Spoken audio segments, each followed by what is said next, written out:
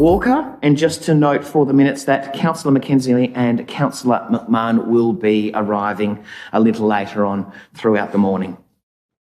I don't have any mayoral acknowledgements at 2. Declarations of interest at 3. Any declarations of interest? There being none, we'll move forward to the confirmation of the minutes. 4.1. We have the recommendation being that the minutes of the ordinary meeting of the City of Launceston Council meeting held on the 2nd of October be confirmed as true and correct record. Somebody please to move. Been moved by Councillor Britton, seconded by Councillor Harris. Any comments around the table or contributions? Okay, to the vote. All those in favour? That's all councillors present. The motion is carried. Council workshops at 5. 5.1, we have the recommendation being that council notes the council workshops that were conducted and attended since the last meeting. As published in the agenda, somebody please to move. Councillor Marsden, seconded by Councillor Britton. Councillor Marsden, any contributions? Councillor Britton is the seconder. Any from the table? Councillor Priest. I think in the workshop minutes it notes that Professor Raze was in attendance. Thank you. With the mover and the seconder, permission to change and amend the minutes. Cool. Yep. Okay. Can we just ensure that that's... What was the name, sorry? Raze. Raze in the minutes again. We just have to make sure that template's not there still.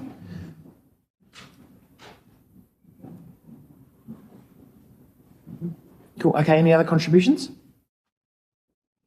Okay. Putting it to the vote then. All those in favour? All councillors present, the motion is carried. We have leave of absences at 6, which will be discussed in closed council. We have no community reports that I've been identified prior to the meeting. At 8, we have questions by members of the public. 8.1, questions on notice by members of the public. They are published and responded to as a part of this agenda. So we'll move into 8.2, which is questions without notice by members of the public. You may ask a total of 3 questions. And just please start with your name and suburb. Thank you, Councillor Marsden. Okay. Fabulous. Thank you. I wasn't planning to appear at council today, but Lilydale Falls reserves... Can you hear me? Yeah, just your name and suburb. Oh, sorry. Rosalind Ives, West Launceston. I wasn't planning to appear at council today, but Lilydale Falls reserve matters. I have responded to the survey and was taken aback when I noted it was open to everyone in the municipality, when I believe through Councillor Palmer's view that the local population of Lilydale should be consulted because of the impact a food van might have on local businesses, and this was agreed to. I previously asked the question for council to consider what would be lost if a food van, and now per survey by paraphernalia, were added to this natural place, which campers and walkers value for its nature. It should not be considered that every beauty spot enjoyed by locals and visitors alike be a commercial venture. Visitors come to this place for mental health, as a resting stop, as many friends and I do when travelling in the northeast, a getaway from the busyness of daily life, to unwind and spend time with families. Because of a bike trail, nothing should change. Few natural reserves devoid of commercial enterprises are available in Launceston. We live in a world of clutter, and all of us need a break away from daily stresses. The reserve is already a very well-used camping site and visitor space. Has council considered the impact of more numbers frequenting the reserve and irreversible damage to the site? Will council as a priority consider the damage that a food van and bike paraphernalia would do to the natural values of Lilydale Reserve? How can it be guaranteed that Lilydale would benefit, since business would be taken away from established local businesses? I have 2 more quick questions. Will council Will council officers responsible for the management of Cataract Gorge, as a matter of urgency, investigate and take measures to limit the increased numbers of peacocks, which are having an increasing impact on the native flora and fauna.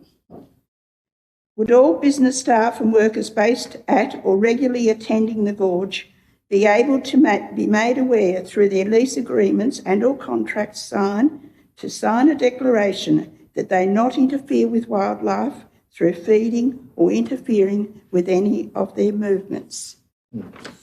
Thank you, besides. Just in relation to Lilydale Falls first, just a response around the survey that will be conducted. Our staff will be able to pull some further details out behind the back end, and I'm aware that there are ways in which we can get information around the location of those that are having their say.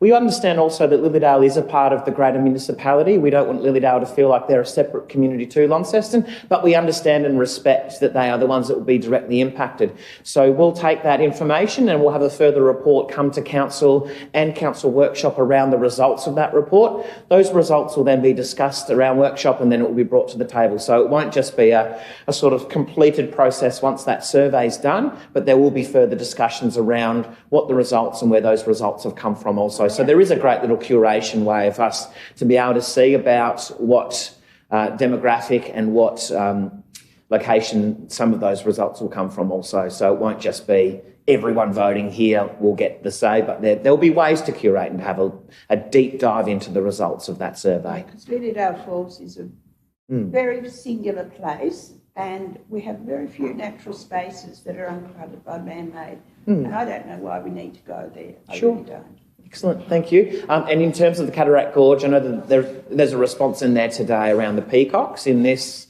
agenda, but in terms of the subsidy questions to that, we'll take those on notice and ensure that they're provided also. I said that really needs to happen. Cool, thank you. Mr Griffin?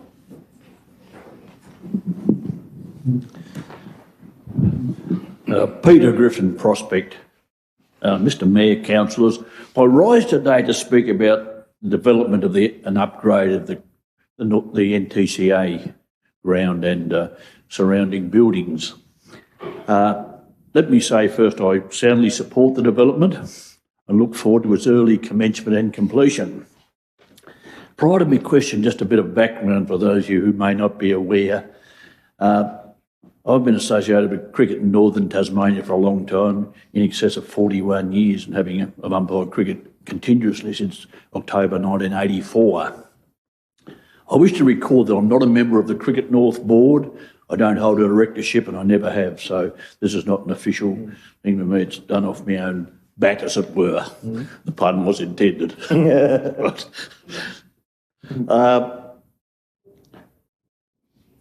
Most of you will know that these are the thoughts of a long-term cricket person, I say, who urges your council to proceed with the upgrade in an expeditious manner.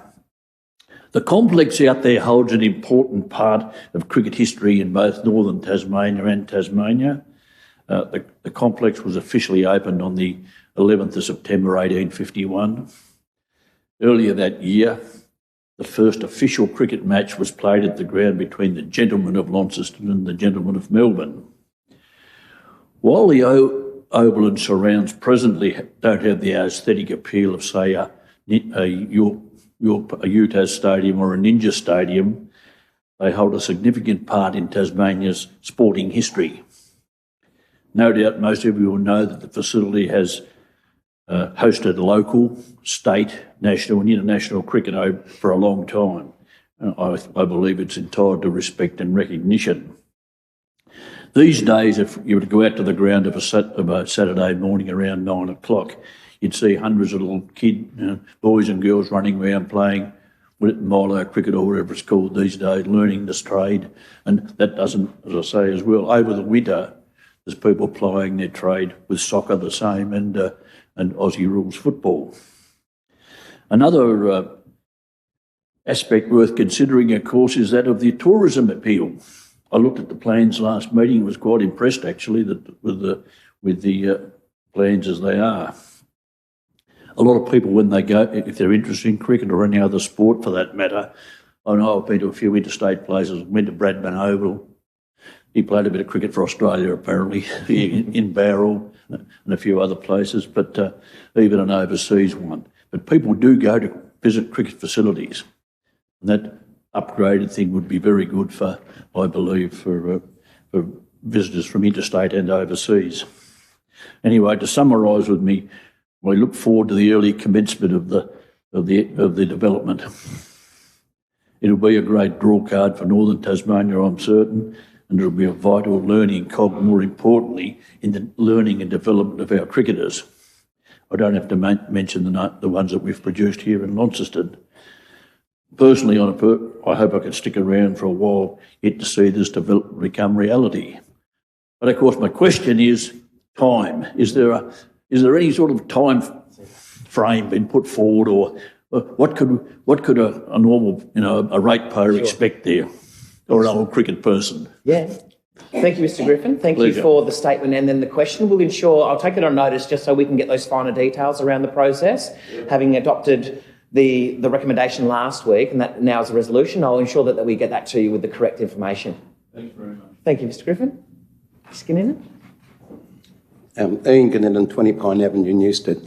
The Queen Vic Mag, I asked when and what progress has been made to convert that to another model where the council could possibly obtain state government funding, thus reducing the gouging rate increases this council's had to put on the ratepayers to continue to support the Queen Vic Mag. So again, I asked the question, can I have an update where that model's at? Great, thank you. Secondly, one of probably great secrecy now, I've asked several times about the itinerary and what the council money's been spent on going to Japan and the itinerary. Again, I haven't seen the itinerary for that trip as yet, and as I said, I doubt any ratepayer in Launceston knows where their $66,371 has been spent on that trip. So I'd appreciate some more information on that, if that's possible at all, unless it is secret.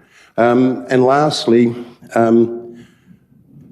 I asked about the 328 buildings that you're now looking at an asset management team to look at. And I suggested there may be some low-hanging fruit there, like Mont Depot out in Vermey, but it was said that it'll take 12 months and we'll look at it all then.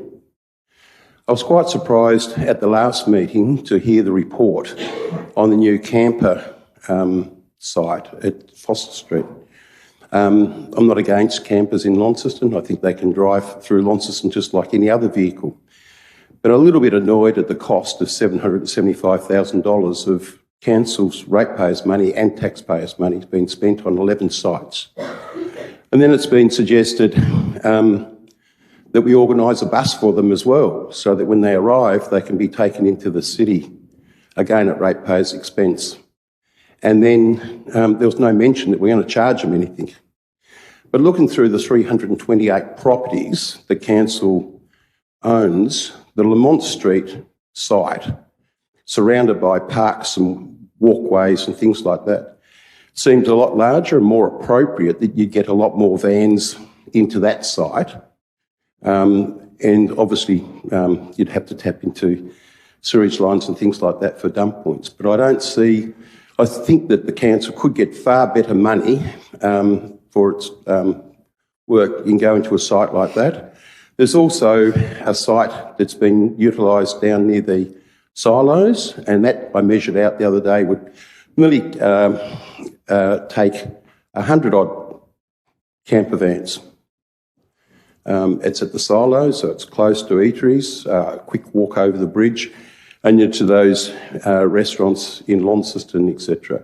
And so I wonder whether council's just gone off on a tangent and looked at that one site, or have they gone through the other 328 properties to see whether any of those tick the boxes as well. And the other concern I've got about the site at Invermay is that's really becoming a sporting precinct. And you can see that in that area, it's surrounded by the river and the roads, etc., that very little opportunity to expand in the future. So if a sporting club wants additional car parking, sports arena, things like that, then you've got a conflict with the camping site. Thank you. Thank you, Mr. Ginninan.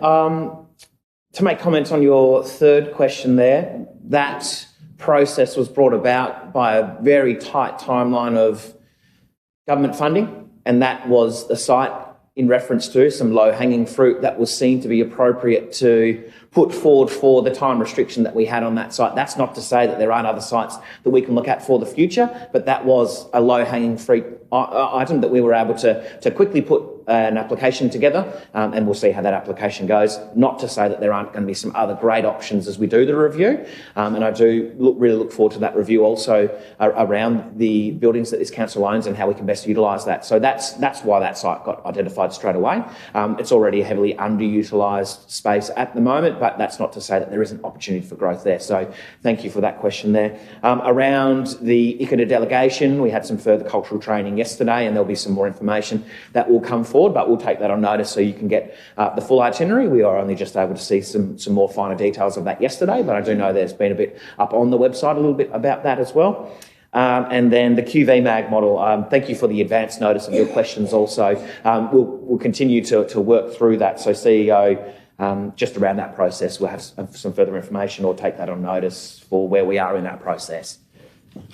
Thank you, Your Worship, and thank you, Mr Ginninan, for your questions. In relation to QV mag, there is certainly a workshop that was being scheduled for Council to give an update on QV mag operations in a holistic way in terms of some of the work that our team are doing there at the moment. Have done a fantastic job in terms of looking at what we do, how we do it, why we do it, also looking at some of the internal governance structures that currently exist in areas for improvement, and also noting your commentary around state funding. I think it's fair to highlight again that the state do make a contribution towards QV mag. They have to by virtue of legislation. There could be a question as to how much they contribute, absolutely. And to be fair to our team, when the state did try and shortchange us, for an easy way of explaining it, earlier this year, they were very quick to act on that and make sure that the some $200,000+ that we were entitled to, we actually did get, and we now have received equally. So I'm very happy with where that's progressing at the moment. There will be quite a deep, detailed session that we will take the elected councillors through in relation to QV mag, where it's at now and where we want to take it. There's some complexities that sit around some of the governance structures that are currently in place, and then we'll talk about funding moving forward. So appreciate your excitement on QV mag. We share that internally. We don't want to take away from the great work that QV mag does do and the brand that it does hold, and we are working very proactively with the current Minister for Arts and her office around what future models might look like for QV mag, not just for Launceston but also for Northern Tasmania. And just to add one final note to that also, you'll see in the agenda today around the efficiency dividends of $1 million being found already. This is because of these sorts of conversations that we're having and the approach that the CEO is taking to really look at how we can not only just advocate but actually find best practices and how we're doing what we can to get our best bang for buck as well. So, thank you. Any further questions without notice? Okay, we'll continue through the agenda. We have no petitions or deputations that have been identified as a part of this agenda, so we'll move into Planning Authority now. So we've got at 11, under the provisions of the Land Use Planning and Approvals Act of 1993, Council acts as a planning authority in regards to items included in this agenda.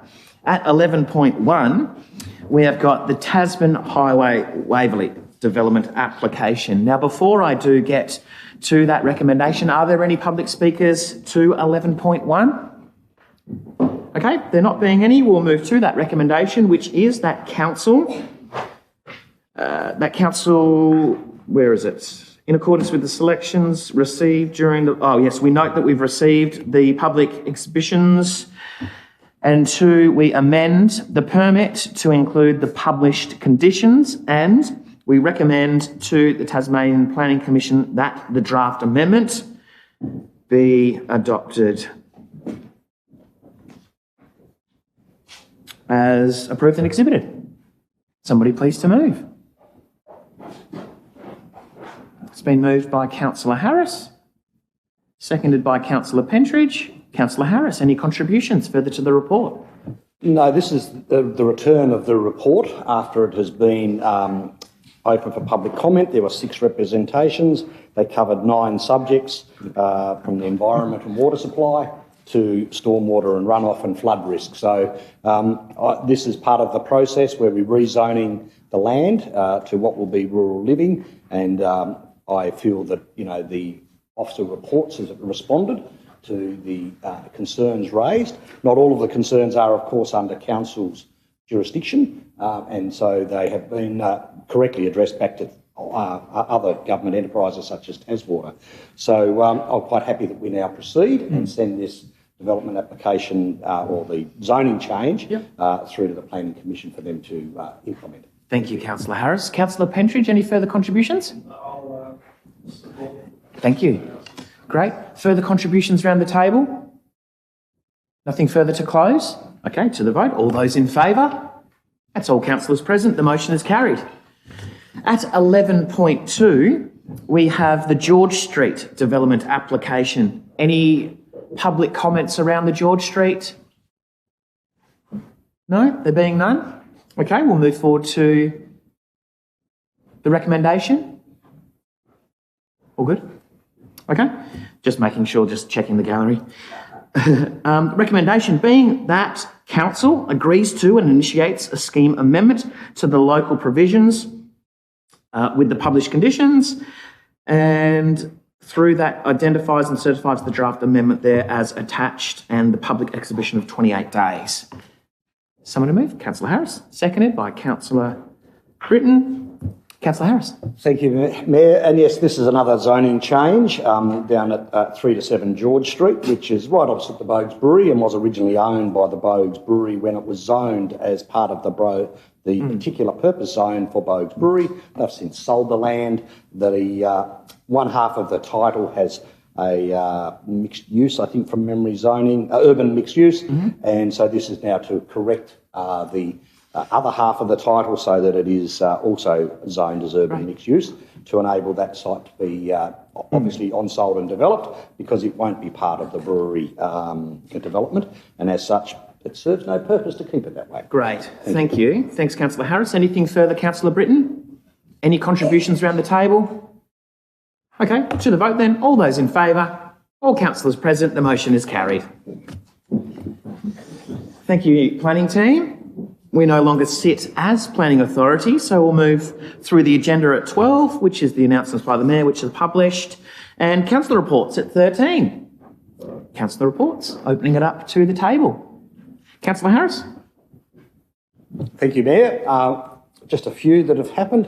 Just like yourself and a couple of other councillors, we went along to see the encore production of Georgia Girl, another fantastic encore production there. Finishes up this week, so for anyone who is listening, there are only a few more shows to go before it finishes up on the weekend.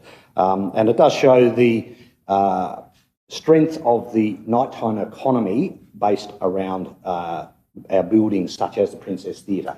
Certainly all of the surrounding eating houses were quite busy, difficult to get a park within blocks of the theatre, and so I think it goes to show that Encore particularly, but our theatre in general in Launceston is alive and well, and the Princess Theatre, which is soon to be subject to a major renovation, is one of the jewels of our city and should in fact be congratulated for providing that hum and vibrancy to our city centre. The other things that I did with a couple of other councillors, including yourself, the CEO, attended the North by Night Festival, which was launched last Thursday, and that was over the weekend. I believe that was a very successful festival. I was busy doing other things on the weekend, so I wasn't able to attend other than the launch, but I had good feedback from those who attended. And again, these are things that Launceston Central is doing to create that vibrancy and nighttime economy. Listening to the Today show, the Sunrise show this morning, the Queensland are trying to do the same, and yet you'd think with their population they would have a much more vibrant nighttime economy, but clearly it's something that's on everyone's agenda. And the final one will be the Ride to Work Day that I participated in on Wednesday the 15th, along with many other councillors, employees and many others in the city. It was good to see so many bikes out and about. It wasn't a particularly windy day to start with. It did pick up later on, but it goes to show that people can ride their bikes into town, and which reduces the traffic on our roads. Thank you. Thanks, Councillor Harris. Further community reports from councillors? Councillor Kai? Thank you. So, at our last council meeting, Lisa Wright, President of Tasmanian Poetry Festival, shared a community report. We were also treated to an outstanding poetry performance by young Eva Lewis. I think we can all remember that. The Tasmanian Poetry Festival 2025 took place over 3 amazing days. A special highlight was Joy Elizabeth, who, after entering the Cup competition 39 times over 41 years and coming close with a second place finish, finally took home the Cup this year. On Sunday, October the 12th, I had the pleasure of attending the final day of the Poetry Festival at the QV Mag Inverest. It was inspiring to meet so many people from across Tasmania, all united by a love of poetry. One of the most memorable moments was meeting Barry Hardy, the founder of Andrew Hardy Youth Poetry, which honours his son Andrew, who was a very passionate poet. Although not all winners could attend that award ceremony, as some of these young talented poets are from all across the state, still the event turnout was impressive. And special congratulations goes to Asha Just Asha's fine. Mohammed from Launceston College for winning the first prize in the young adult category with her poem, Our Inheritance. It was a fantastic celebration, and I know many, including myself, are already looking forward to next year's festival. Huge thanks to the committee members, Lisa Wright, Rosalind Ives, Yvonne Glewis, Marilyn Arnold, Young Dawkins, Mary Bayer, Louise Mizzi, Elizabeth Joy, and everyone else who worked so hard to make this event unforgettable. Now, Yesterday we held the Heritage Sketch Award ceremony here at Town Hall, just across over at the reception room. It was a fantastic turnout with most of the winning students and their families attending. This year we received an incredible 330 entries, a new record from last year's 300, making the judges' job both extremely challenging but rewarding. A heartfelt thanks to the judges, Jeff Council, a member of the Heritage Advisory Committee, Marion Sargent, President of the Launceston Historical Society, and Harry Watson, our own Council's Art and Culture Officer. The Heritage Sketch Competition encourages children and young people to explore, connect with our rich heritage. It inspires the next generation to cherish and protect our history. It also showcases the remarkable artistic talent of our young artists as they celebrate our iconic places, buildings, and natural wonders. A big thank you to all 330 students who entered for sharing the love for our community. They have shown us Launceston's heritage through their eyes, reminding us how unique and precious this place is and how important it is to listen to their stories. Lastly, I would like to congratulate not only the winners, but also our heritage officers Jess Horton and Sophie Appleby for their marvellous job in organising this competition, as it gets better and better every year. Thank you. Thank you, Councillor Kai. Any further community reports? Councillor Palmer. Thank you, Mayor. It's been a big 3 weeks, starting off with a big congratulations to our very own councillor here, Councillor Britton. Along with Councillor Pentridge and Councillor Marston, we attended the Elfin Sports Centre and we watched our fellow councillor here on his debut at the Legion Fights Muay Thai. And I'm happy to say he won. Yeah. So congratulations. And there were plenty of other athletes there, maybe about, close to 500 people, spectators, and it was a wonderful occasion. So congratulations to Councillor Britton. The Starting Point Neighbourhood House recently got nominated for a Wills for Work nomination for Community Achievement Award. So big congratulations to Rick and Sally and the team up there for the mentoring program that they run for learner drivers. Also recently, Mayor, yourself, the CEO and some council officials, we attended the Lilydale Memorial Hall for a meeting down there and discussed all things that the Progress Association are hoping to achieve down there. So that was wonderful to catch up with Tony and the team down there. And also a big shout out to Jenny Story for running the big day out down in Lilydale. It was a wonderful occasion. There was trucks, there was sausage sizzle, there was coffee, there was lollies, there was kites, there was amazing cars for the kids to jump in. There were massive Mack trucks. There was a car competition, old beautiful cars. And I think this is the third year that Jenny's run this, and she does an amazing job. She's a volunteer and really rallies the community down there, so congratulations. I'd also like to say I attended the AGM of the Northern Suburbs Community House on Georgetown Road recently with yourself, Mayor, and the Deputy Mayor. And I just wanted to single the Deputy Mayor out. He is stepping down after so many years of service. And the amount of people that spoke very highly of you and the work that he's done in the northern suburbs was really wonderful to hear. So congratulations to our Deputy Mayor there. And yesterday, as our community has just heard from you, Mayor, we had some cultural awareness training yesterday for our trip to Ikeda.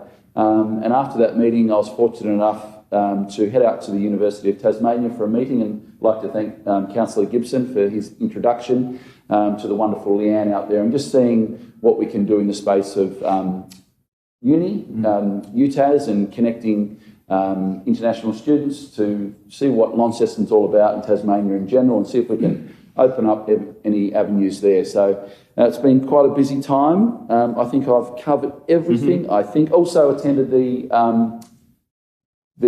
S Group with the Chamber of Commerce night at S Group here recently, and we got a big presentation about what the amazing Birchall's is going to look like, and that was really inspiring to listen to yourself and Sam from S Group and Alina Bain really promoting our city and how wonderful it's going to be for us. So thank you very much. Thanks, Councillor Palmer. Any further councillor reports? Okay, we'll move through the agenda then to questions by councillors. At 14.1, we've got the questions on notice by councillors, which are published and answered as a part of this agenda. So 14.2, questions without notice. Councillor Kai. I've got a couple of questions as I was running through Civic Square trying to get here on time. I noticed there were so many children and council officers out there. It's very, very lively. Now, it's some sort of Children's Week today or this week. Could you tell us what a special occasion it is? Yes, it is in celebration of Children's Week. It is just Children's Week, not just. There's lots of activations that have gone on. So Colin and the team are out there also. Yes, I think council's doing a wonderful job with that. I see there's little groups there with each council officer. How many days is it going to run for? Normally 7. So we can get the finer details for you. We'll take it on notice around what is exactly happening. Yeah, this activation is just today, but Children's Week will run for 7 But will days. there be more children coming through the Civic Square during... I'll have to take that part on notice around the activations themselves, but we can give those details in the report around the dates and the activations that have been going forward for Children's Week. Thank you. My second question, it's regarding Birchall's building with the 21 affordable apartments that's going to be built on the site. Now, the question I have is there anything we can do to, because we're in partnerships with the developer, in future to prevent those apartments from becoming Airbnb? Okay, CEO, we'll have to take that on notice around the legislation around what is possible for us to enforce or not. Yeah, thank you, Your Worship, and thank you, Councillor Cott. I'll take it on notice for a number of reasons because there's a few competing legislations, and I'm just mindful there's still some commercial sensitivities around the Birchall's project as well. Okay, thank you. Great, thank you. Great questions. Further questions without notice? Okay, we'll continue through with no written notices of motion identified as a part of this agenda at 15. So we've got some committee reports and connections reports coming up. At 16, committee report from the Northern Youth Coordinating Committee. So we've got the recommendation being that council receives the report. Somebody please to move. It's been moved by Councillor Britton. Seconded. Councillor Marsden. Any commentaries around the table? Excellent. Okay, to the vote. All those in favour of accepting the report? All councillors present, the motion is carried. Connections and Livability has at 17.1 the quarterly report, which is a recommendation to receive the report. Somebody please again to move. Councillor Britton. Seconded. Councillor Priest. Any contributions around the table? Okay, to the vote then. All those in favour, accepting the report? That's all councillors present. The motion is carried. All right, so we've got 17.2 here with the Special Event Sponsorship 25-26. Recommendation being that Council approves the published special events to receive the recommended sponsorship amount for 25-26 from the Special Event Sponsorship Budget. Somebody to move. Councillor Harris and Councillor Palmer as a part of the committee is good. Councillor Harris. Thank you, Mayor. Yes, the Special Events Sponsorship Committee met a few weeks ago and we had 3 to consider.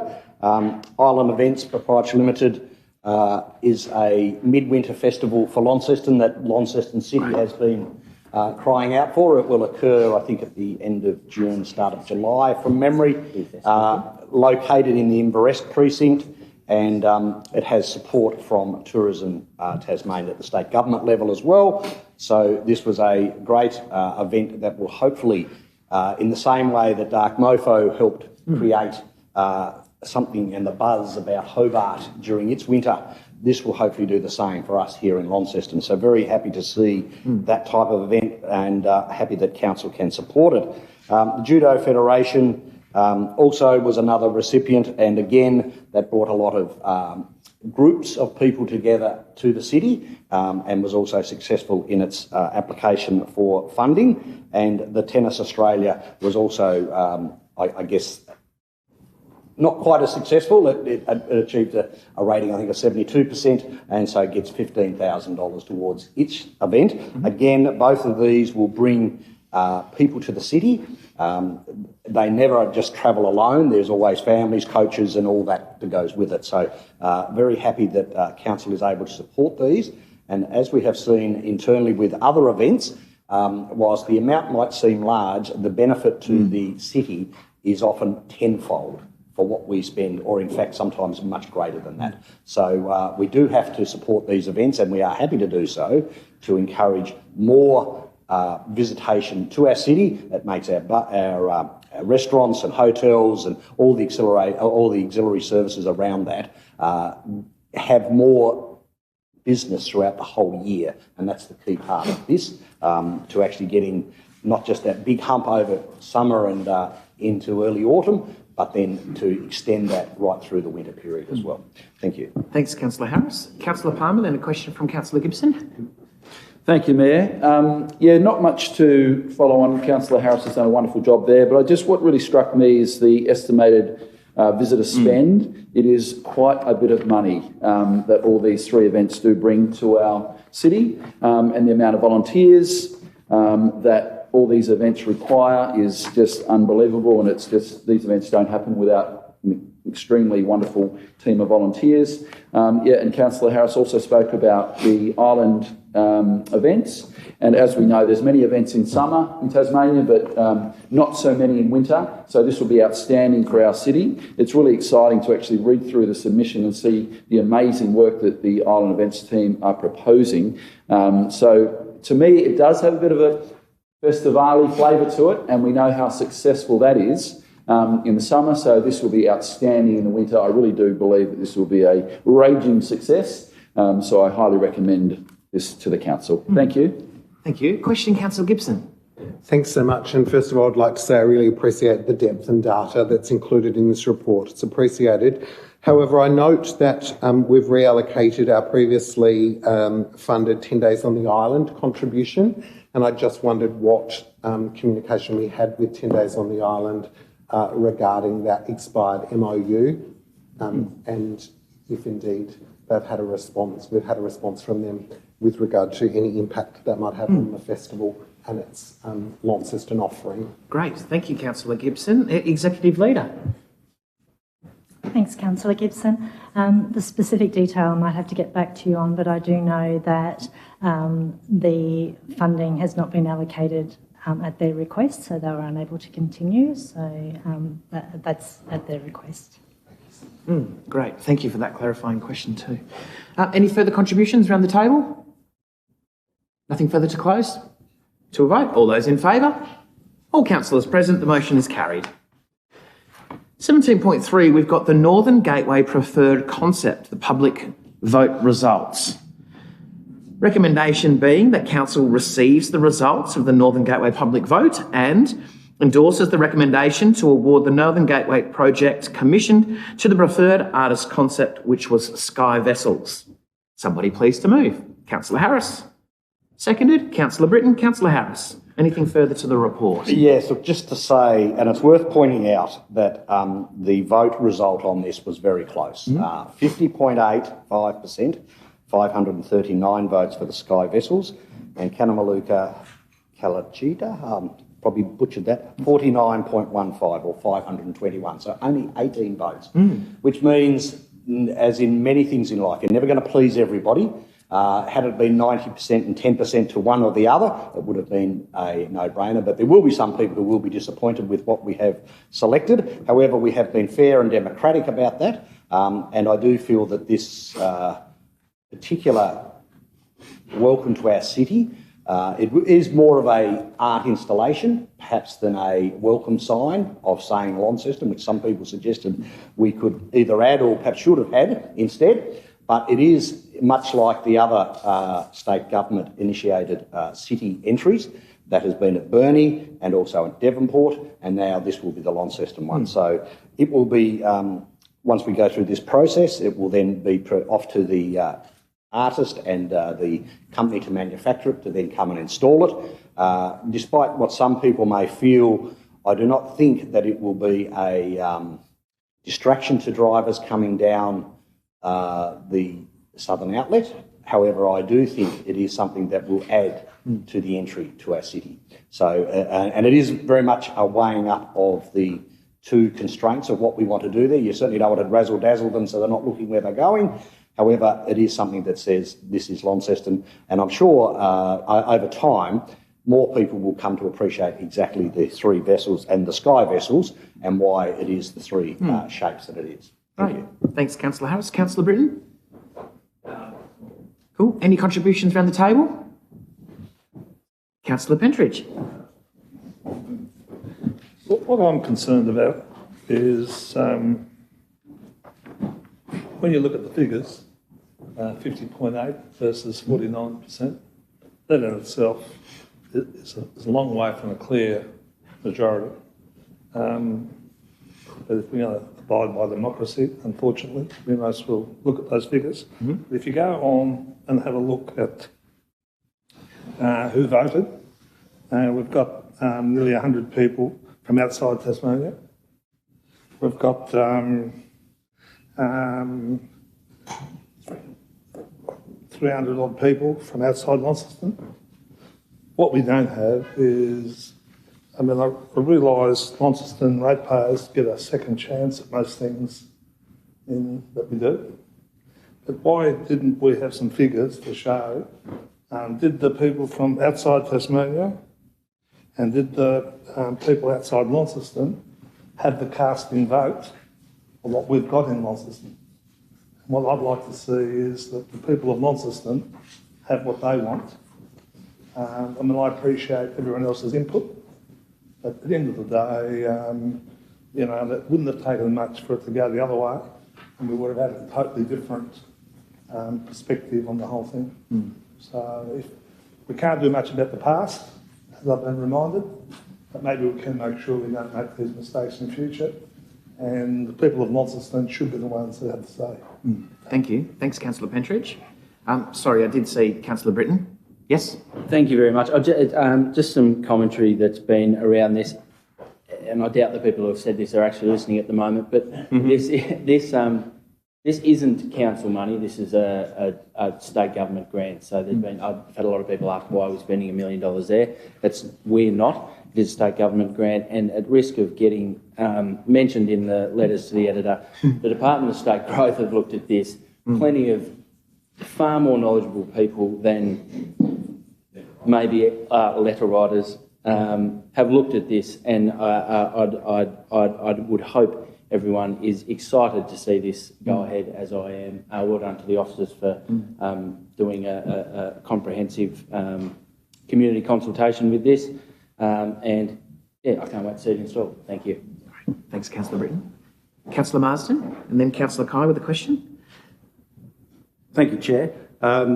Councillor Pentridge stole my thunder slightly. I do note that 9% of people voted for this outside of the state.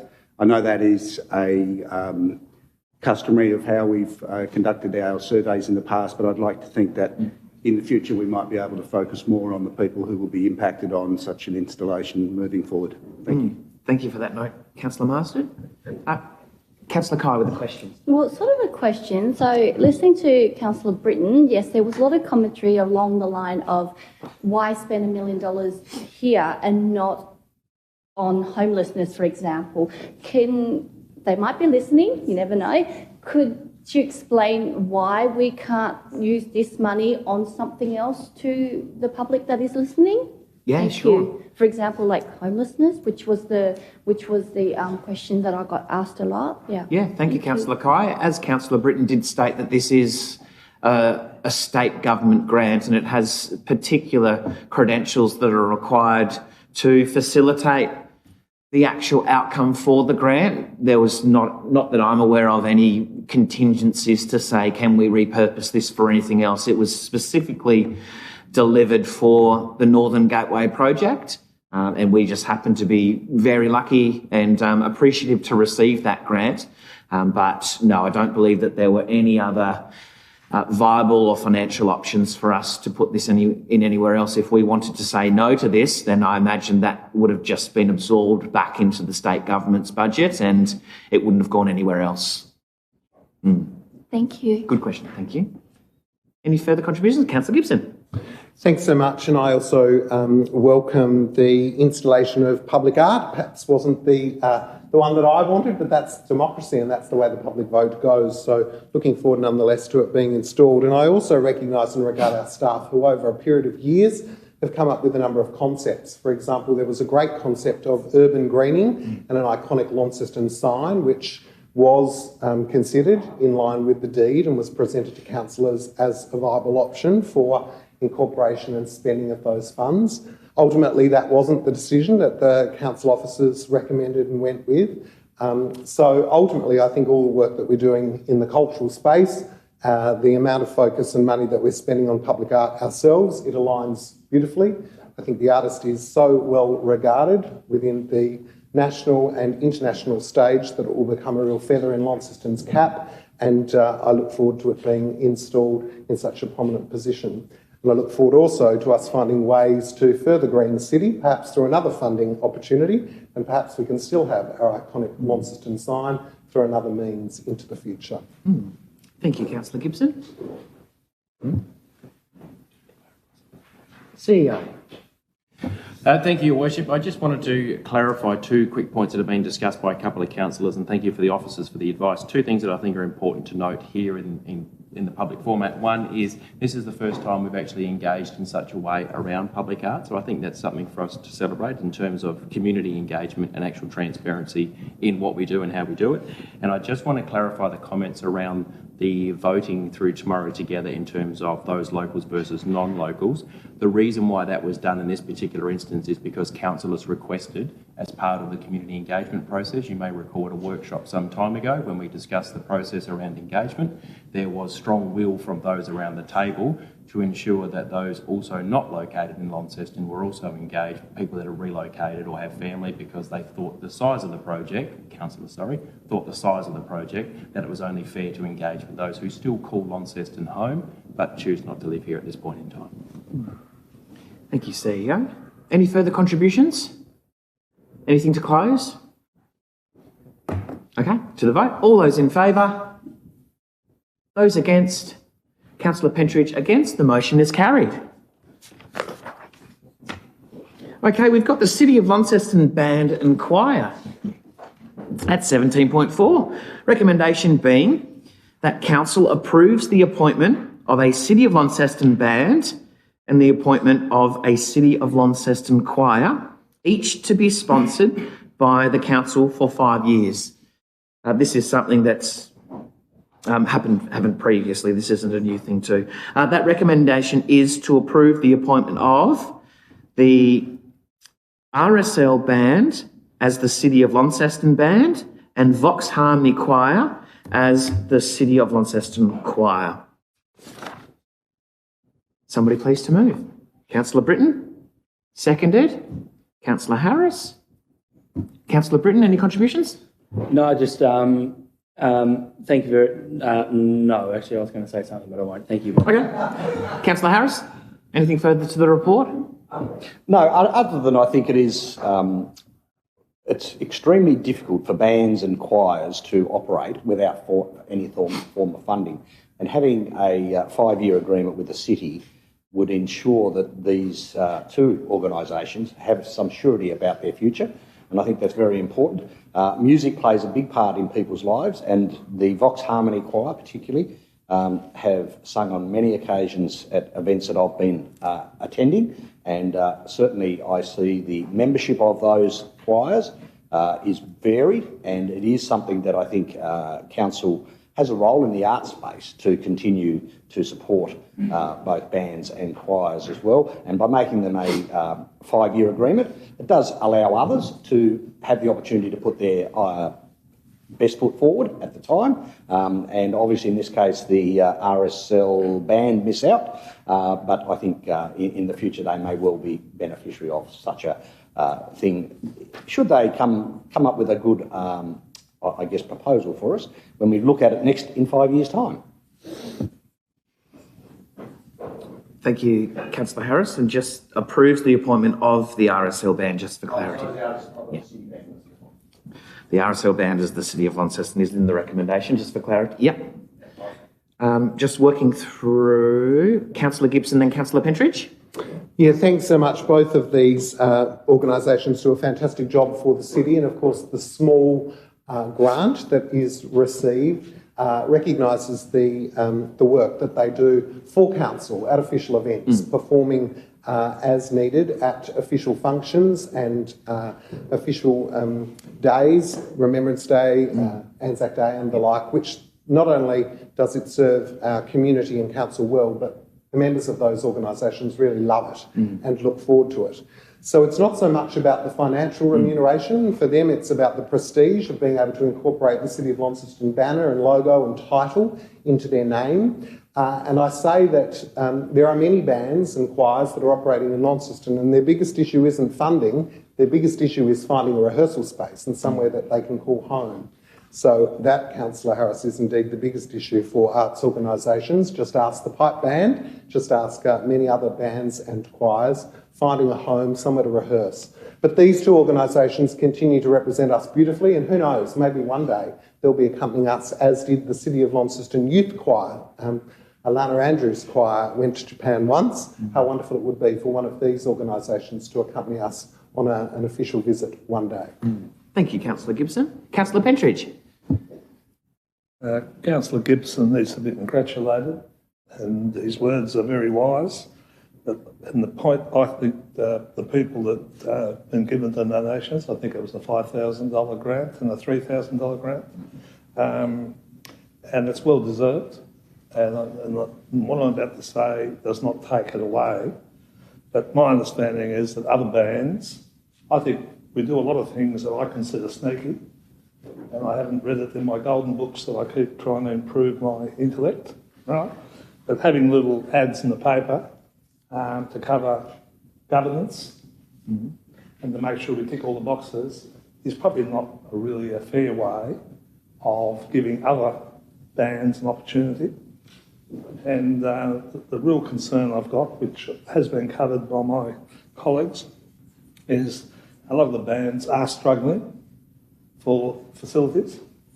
No doubt when we look at buying some of our older buildings that are coming up, we'll be able to provide them with some space. But that's another thing we'll look at somewhere down the road. But RSL and I do have a good support group. They do have some facilities. It might have been nice that other bands and groups get the opportunity. $5,000 could go a long way towards them finding themselves a full-time location. So I'd like to think that next time round we look at it in the bigger picture, and maybe we approach some of these bands and give them the opportunity and not leave it to a little small ad hidden in the paper somewhere. Thank you. Thank you, Councillor Pentridge. Further contributions? Anything to close? Oh, Councillor Britton. No? Okay. All good. Putting it to the vote then. All those in favour? All councillors present, the motion is carried. We've got the Tamar NRM funding agreement at 17.5, with the recommendation being that council approves the payment to Tamar NRM as invoiced and budgeted for with the intention to develop a future funding agreement and governance framework prior to council endorsement of any further funding proposed by Tamar NRM. So somebody please to move. Councillor Harris, seconded by Councillor Britton. Councillor Harris. Thank you, Mayor. Yes, it's the funding of Tamar NRM. It is a joint model supported by both West Tamar, Georgetown and City of Launceston councils. And it seems that we have continued to just let it roll along without perhaps having the full funding agreements and surety for the Tamar NRM organisation. And so for us to somewhat belatedly pay for this year's invoice, I think is incumbent on us to do so, but as is to sit and organise a proper funding agreement for them, and perhaps in consultation with the other two councils. Just the other meeting, we had some inquiries about the heather plant, and we said, oh, that's Tamar NRM's area. So we clearly need Tamar NRM, and Tamar NRM need to have some security of funding, but also to know where they're going to be situated, what their areas are they're expected to work under, and things like that. So I'm happy that we moved this motion today to help address what has been perhaps the ending of the previous agreement, but I would like to see us have a proper model worked out for Tamar NRM in conjunction with the other two councils to determine what the future of natural resource management would actually look like in the Tamar Valley. Thank you. Thank you, Councillor Harris. Councillor Britton? Cool. Any further contributions? Councillor Gibson? Thanks. Yeah, I think Councillor Harris's comments are valid, and I think it's really important that we do that. There's been a big turnover in staff at that organisation, and so it's really important that we actually understand what they're doing and ensuring for our bang for buck and the region's bang for buck, it's strategically aligned, not only with our strategy, but indeed with other northern councils as well. And I think it's important that we also just take a moment to look at the housing arrangements and whether or not indeed we're contributing in any way to the housing of that organisation. There's been various models. We've had them in Town Hall, we've had them in council facilities, we've had them in Lamont House, we've had them in a variety of different places. So I think it's really important that we look at that and ensure that our investment is being, first of all, acknowledged and strategically aligned with what it is that we're trying to achieve, because it is a sizable amount, and a newsletter every now and then is good, and an invitation to participate in a weed working bee is also appreciated, but we need to ensure that the alignment is more than that. Great, thanks, Councillor Gibson. Further contributions? Councillor Pentridge. One of the things that comes to our attention is the ever-increasing need for organisations and that we're trying to fund. I think my community is doing its fair share of funding everything, and every other community. I'd like to think that by all means we need to complete what we set out to do, but I don't get a lot of heart when, and I'll read you this last little bit, no form of written agreement is available or has been entered into. This leaves council in a position of making payments that cannot not tied to specific services or outcome. Now, I think that, considering Launceston facilities that are bending over backwards, begging us for support, to be not throwing, no doubt they're doing a good job, but I think we need to be, now I wouldn't like to see this continue on after this period. Thank you. Thank you, Councillor Pentridge. Thank you. Any further contributions?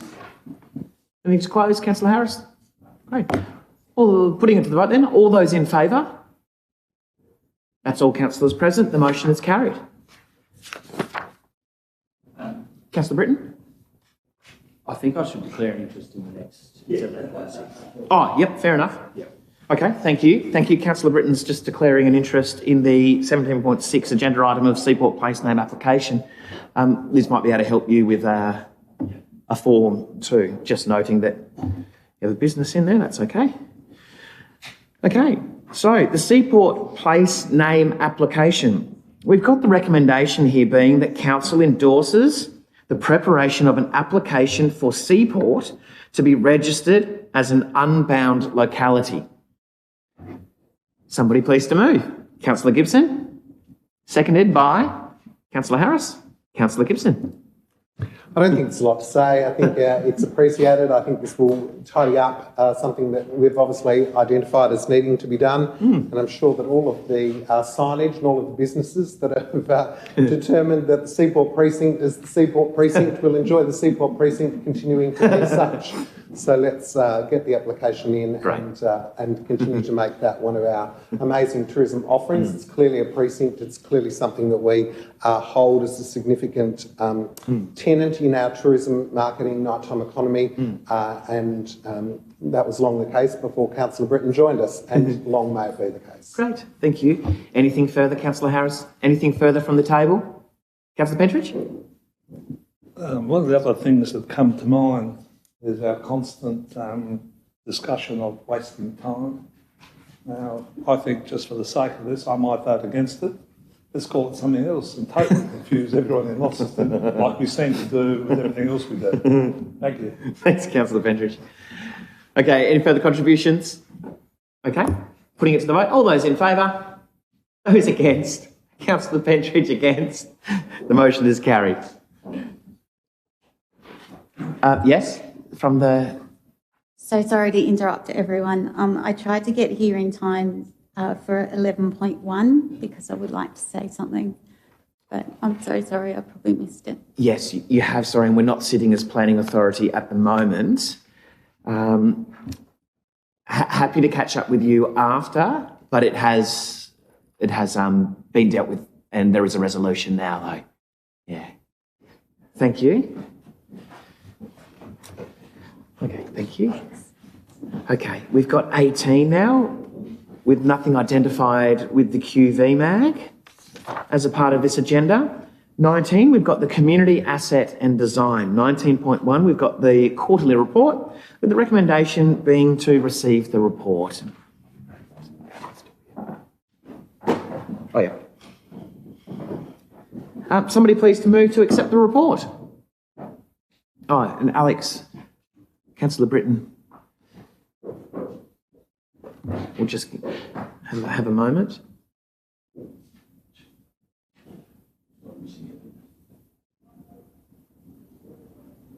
can hear him.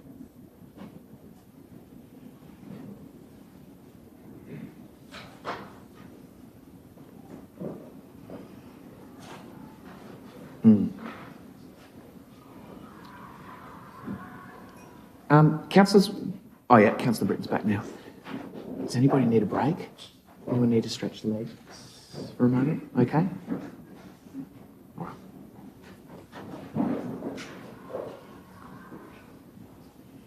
So we'll just let that. Cool. Okay, so somebody to move. Councillor Harris. Seconder. Councillor Marsden. Councillor Harris, anything further to the report? Yeah, this is just a basic report of the activities that have been carried out by this division within council. There's a couple of items that I might speak about, and certainly the St Leonards and Waverley Neighbourhood Plan is one of those that follows this, so I won't make comment other than that. But it's interesting to see the development applications handled last year, 520 applications with a value of 469 million.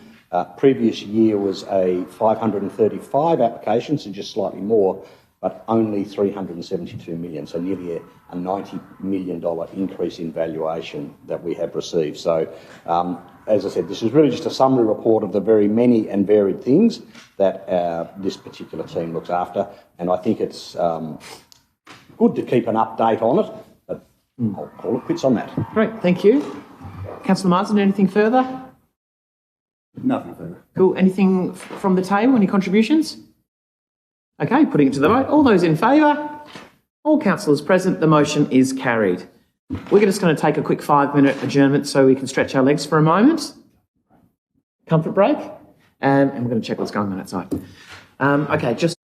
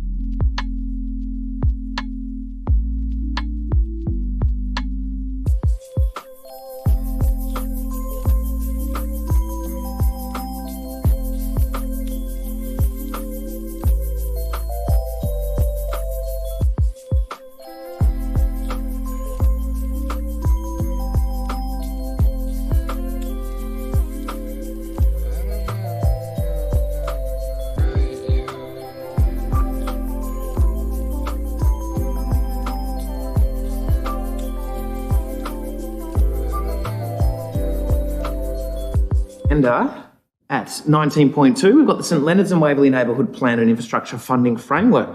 Recommendation is to adopt the plan. Somebody please to move. Councillor Harris, seconded. Councillor Britton. Councillor Harris, any further contributions? Look, I'd just like to perhaps ask an open question, because this is a document that has been a lot of work and is incredibly, to look at it in paper terms, it's quite thick. Mm-hmm. And I was just wondering whether it would be worthwhile, whilst there is the opportunity for people to have read it, just to give a brief summary on how this has gone as a project where we have gone somewhat for the first time to the landowners and said, let's make a strategic long-term plan that everyone can buy into, and how that process has gone, and just what the hopes are for this particular plan. And then I'll have some other comments about it afterwards. Sure, just to start off with a question, if I can. Yep. Ask for the anyone of the office, they're all looking at each other saying, who's going to do this? Just to see whether, in fact, it's been a useful exercise. Thank you, Councillor Harris. Through you, Executive Leader of Community Asset and Design. I'll hand over to the Senior Leader, City Development. Thank you.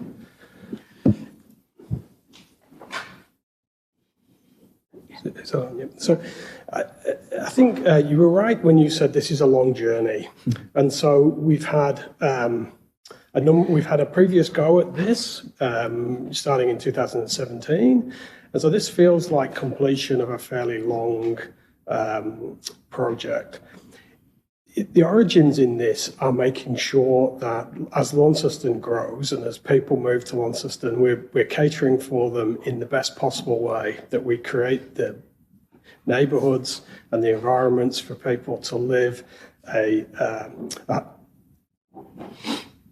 good life in Launceston, to live in places that are connected, service with open space, public transport, walkable. And without planning on the scale needed to achieve that, history has shown that Launceston's had some compromised outcomes as it grows. We tend to do small subdivisions. We tend to not really think about connected infrastructure. We tend to have assets that are not necessarily fit for purpose or joined up.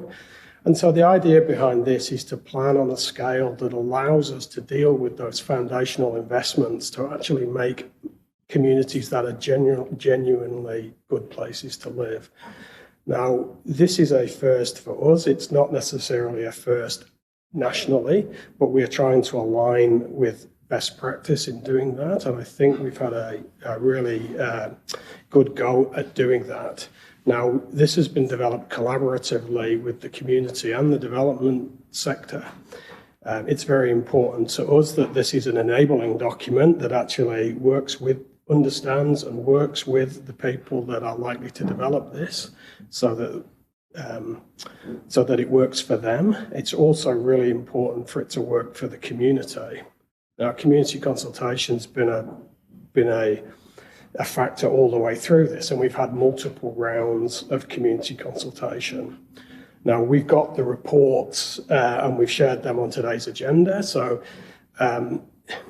it was important in this as an underpinning principle is to share the benefits of growth more widely than just the new development. So to make sure that the people who live in these areas, Waverley and St Leonards, feel the benefits. So that, upgrading of infrastructure, as we've said for a long time, perhaps St Leonards has been in need of some investment and renewal for some time. And this is the catalyst that will help us do that. And so as part of these projects, we're currently underway with significant upgrades to recreation and parks. We're looking at town centre improvements to public space, footpaths, lighting, urban design, traffic calming in these spaces. Hopefully in Waverley, there's a significant number of investments too in terms of the Waverley Lake Master Plan and other things. So we've tried to listen to the community and make sure that they feel like they're benefiting also. And I think the reports that have been generated out of this project demonstrate that there's a large degree of acceptance in the community. I think with the number of residents in the Waverley and St Leonard's corridor, there will always be people for which change is difficult. But I think what's led this to high degrees of acceptance is the underpinning principles of wanting to do the right thing by the community and actually improve the lives of the people that live there, both those existing and future residents. And I think that's what this delivers. And I think if you read the plan, you can see that all the way through the plan, the principles underpinning it of open space and connectivity, public transport, walkability to shops, traffic improvements, etc., etc. The list is very long. So I hope that gives you a flavour of why we're doing it. I think it's essential for a city like Launceston to have future plans and to have integrated growth plans. And of course, the thing that this does better is it integrates the financial modelling, it integrates the funding mechanisms. It's been quite easy to paint the planning picture, much harder to deliver. And I think this is, we've got the team here, finance, infrastructure, planning, and I think you'll see that this is just an integrated plan that covers off on those things and gives us the very best opportunity to get good outcomes for the community. Thanks, Richard. Thank you, Richard. Yes, and I really wanted it from the officers because it has been a very long journey and it started before I came on council, as you said, in 2017, and to see it now finally presented. But like any plan, if you plan to fail, if you fail to plan, you plan to fail. And certainly Launceston does not plan to fail the St Leonards and Waverley area. But my experience says that probably about 70% of what is in this plan will actually come to fruition. Things will change. And so this is very much a living document. But it has identified a number of key things that need to be done. And in fact, I'll just bring a couple of them to light today. The first Councillor Harris, let's just not get too far into the details. No, not too far at all. The Hobblers Bridge Road to Henry Street, $35 million link road, is one of those very key high priority areas that will open up access and alleviate a lot of the traffic congestion that occurs in the Newstead area. So we should look at that. The ability of the report writers to take back feedback and include underpasses instead of just pedestrian crossings across the busy St Leonard's Road. And also, things will change in priority depending on how things go with the development. They won't always develop as we might imagine. And so things like the Waverley Community Centre may well become not just a low, medium priority, but in fact a higher priority as things develop through the report. So I do encourage anybody out there to take the time to read the St Leonards and Waverley Neighbourhood Plan. This is about Launceston for 2030 and beyond, and it is where the city will grow, and it is where people will move to, and we do have to provide features and facilities that are safe and family friendly and are suitable for the residents. And that means even a mix of housing with medium density housing to be included in this particular zone rather than just single family homes as well. So I very much endorse the work that's been undertaken by all of the council staff and congratulate them on the work that they've done. It can't be easy having to deal with many developers, each of who want to do what is good for them rather than perhaps what is good for the general overall, but they have worked together to bring them together to develop our neighbourhood plan, and I'm happy to stand here today to say that we should endorse it. Thank you. Great, thanks Councillor Harris. Councillor Britton is the seconder. Any further contributions? Councillor Pentridge? As I've heard on so many occasions, congratulations, Richard. Well presented. Councillor Harris here has done an extremely good job in supporting our concept. What concerns me, and being the only one that's probably silly enough around this table to have machinery, who's paying for us? Because I get the horrible feeling, and what I couldn't find in here, if it's going to be another thing passed on to developers, then all our wonderful plans might come to, what's the nice word, fizzer. Because really, if there's not enough, the developers cannot, and continue funding all these beautiful ideas. I don't doubt for 1 minute that they need to be, but I would have liked to have seen, I suppose the question I'm asking, what work have we done to see what all this is going to cost? And I'm assuming, and I might be wrong, I shouldn't assume anything, that the cost will be passed on to the developers. So what happens when the developers stop spending the money because they can't make a quid out of it? Okay. What happens to all our dreams and all the money we spent? Sure. So I hope someone can come back to me. Because on this basis, from what I've read here, I can't support the ongoing costs to developers to builders. Great. Thank you, Councillor Pentridge, for the question. I'll just pass it through Executive Leader of Community Asset and Design. We'll pass it to Richard, Senior Leader, City Infrastructure. I think the important issue here is the structure of payments, apportioning those appropriately, and the timing of payments.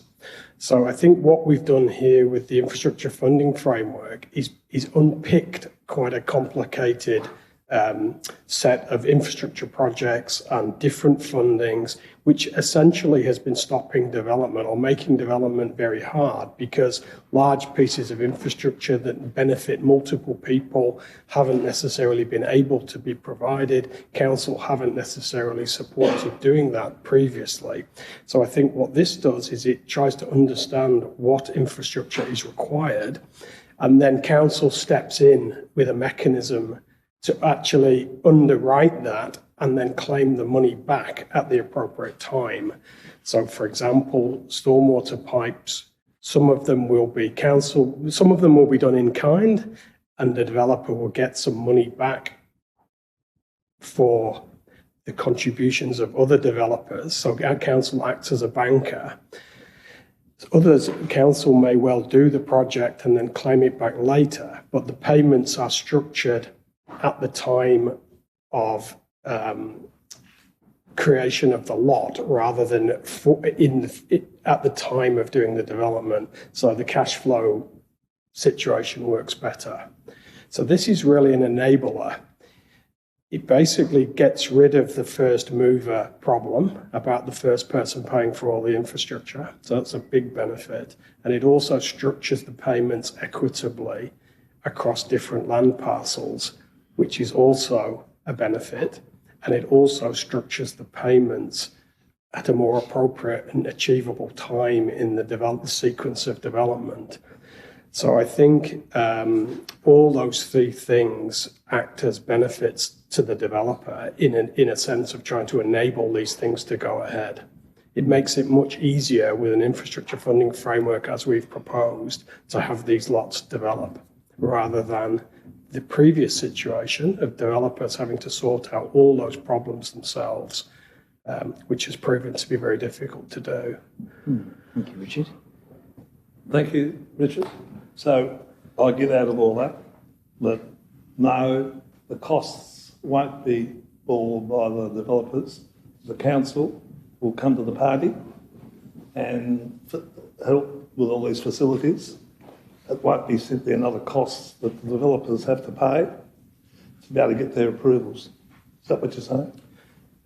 Yeah, the council will contribute, or yes, will find funding. Yes, council will contribute. So the infrastructure funding framework lays out what the council's contributing, what the developers are contributing, and what we're going to seek from state and Commonwealth over the 30 years. So that's explicit in the documentation, and who is responsible for what is outlined in the documents.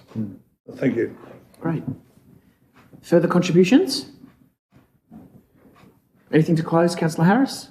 No, thank you. Great. Okay, putting it to the vote then. All those in favour? Those against?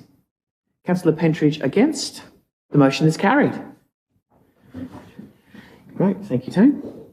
19.3, we've got the response to a notice of motion from Councillor Dawkins with traffic calming on Gorge and Trevelyan roads. Recommendation being that Council notes the works completed to date and accepts that no further actions will be undertaken due to other initiatives in the area, that are contributing to the goal of overall safety and efficiency on that road network. I've got Councillor Gibson as the mover, seconded by Councillor Harris. Councillor Gibson? Councillor Harris? Yeah, thank you.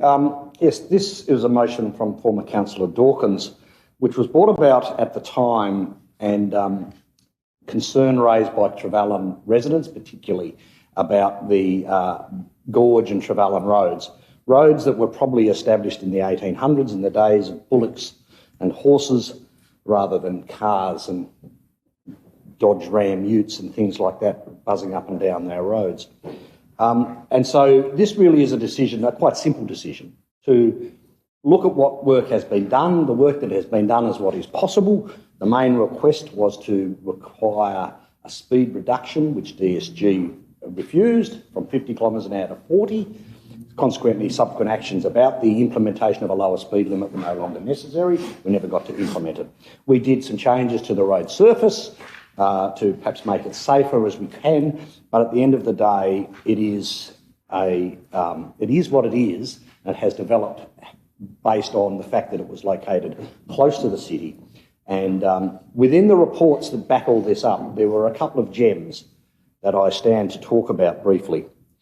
One of which is that the Department of State Growth is looking to replace the King's Bridge.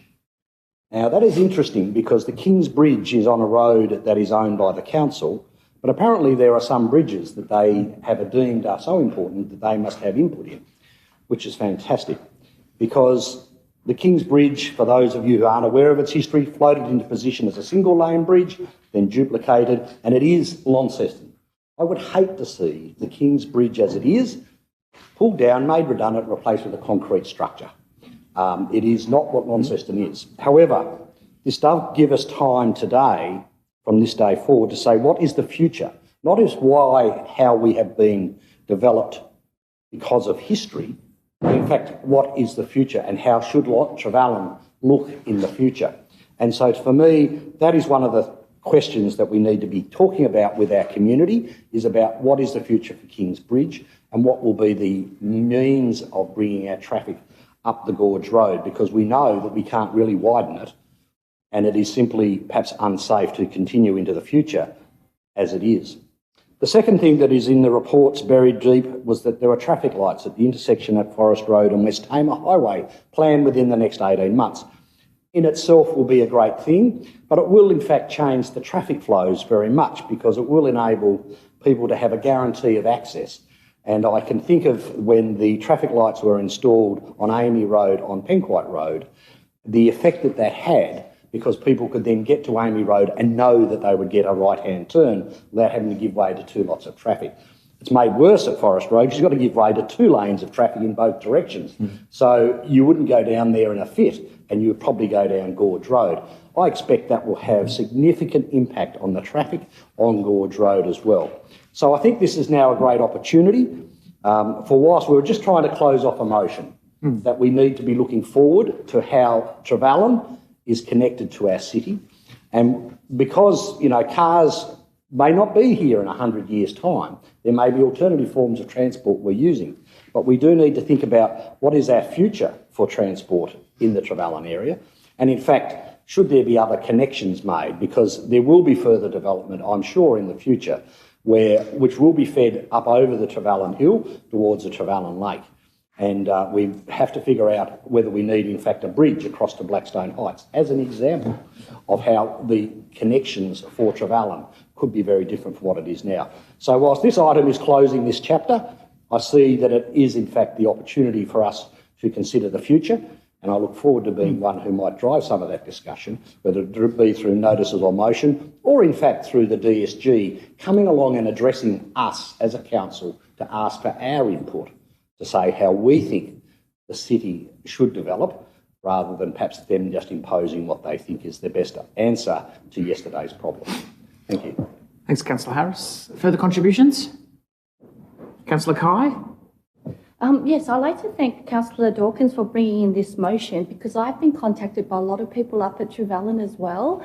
So she's done a great job in bringing this up, and the report has come back, but it's just really sad that We can't change the speed limit because, especially up closer to the school up there, you've got people driving really, really fast. I mean, when school hours are on, it's got the flashing sign of down to 40, but it's not only during those times that the kids are crossing the streets. So I don't know if there's any more push we can do to the state growth to request again to have that speed limit lowered.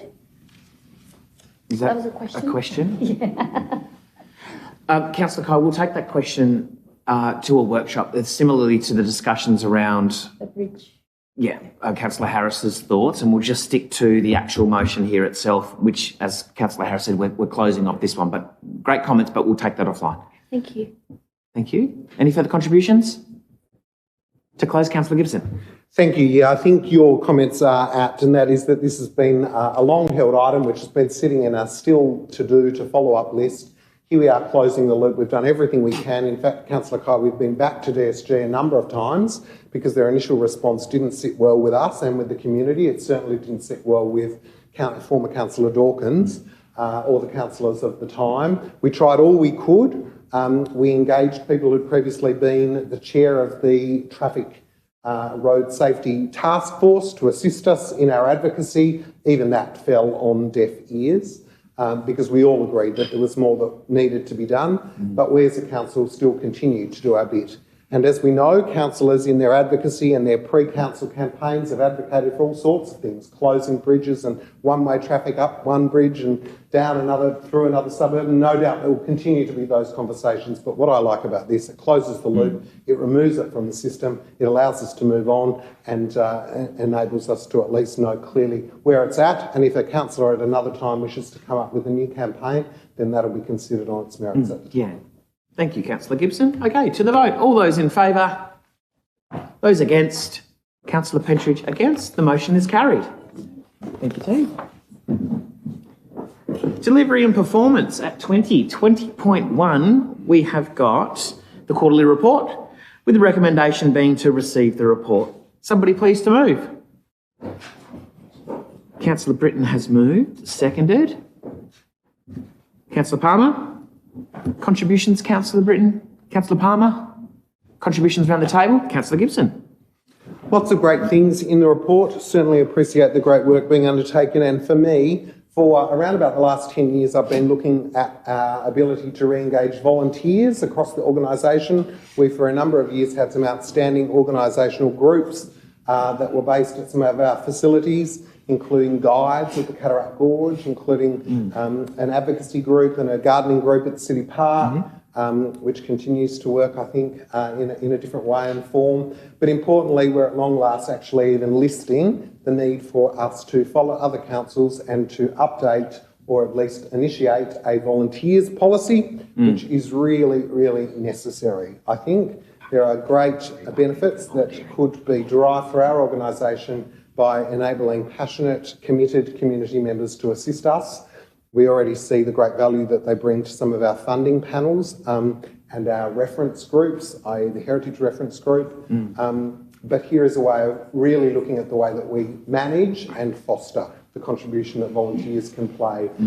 Previously, I've circulated to the organisation a model copy, which is the West Hamers exemplar policy on the management of volunteers. It's in the system. It wouldn't take much to ring and see if the CEO of the West Hamer Council wouldn't mind us borrowing that, and the job could be done quick sticks. But look forward to that being completed. Great.